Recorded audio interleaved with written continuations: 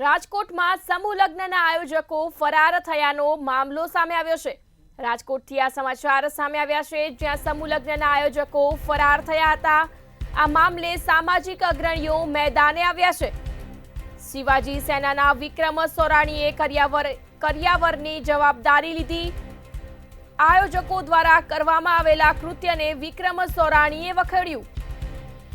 રાજકોટથી આ સમાચાર, જ્યાં સમૂહ લગ્નના આયોજકો ફરાર થયાનો મામલો સામે આવ્યો। આ મામલે સામાજિક અગ્રણીઓ મેદાને આવ્યા।